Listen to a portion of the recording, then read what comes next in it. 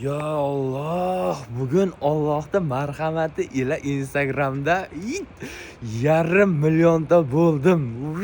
Joningdan. Shunaqa xursandman, tasavvur qila olmaysiz, tasavvur qila olmaysiz. Tanam to'la chumoli, tanam to'la qumursqa. Voy, hammalaringizga rahmat yo'taga. Avvalo bu Allohning marhamati, Allohning rahmati ila shu narsalar bo'ldi. La havla va la quvvata illa billah va keyin sizlarning boriklaringiz sababli va bizni qilgan kichkinagina bir mehnatimiz sababli shu natijaga erishdik. Voy, men kutgandim bu narsani, lekin shu bugun bo'lishligini, menga shunaqa darajada emotsiya berishligini men tasavvur ham qilmagandim. Hozir emotsiyam sizga ko'rsatib bera olmayapman. Tanam to'la qumursqada chumoli yuribdi. Lekin domda hamma uxlayapti. Hozir men baqirib polni emotsiyam ko'rsatadigan bo'lsam, bittasi chiqadi. "Hey, TikTokingga anaqam deganda, Instagramingga anaqam" deb. Bu norasmiy tabrik.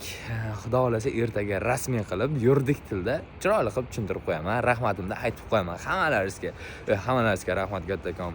Sizlarga xizmatdaman. Men shuncha ishlarda yutib chiqqan bo'lsak ham, g'alaba qozongan bo'lsak ham, mijozlarning ishonchini oqlagan bo'lsak ham, bunaqa xursand bo'lmagandim. Buni emotsiyasi umuman boshqa narsa ekan. To'g'ri, kimgadir bu narsa bir shunaqa bo'lishi mumkindir. 500 000 kichkina bo'lishi mumkindir, lekin men uchun bu boshqa daraja. 500 000 yuridik sohada yig'ish oson ish emas. 2 yilda 500 000 marrani urdik. Voy, qani shu hozir imkoniyat bo'lsa, baqirib butun Toshkentni oyoqqa turgizib yuborsam, 15 yilda ketib qolaman-da. Zato xursandman, maza qildim. Hammalaringizga rahmat kattakon.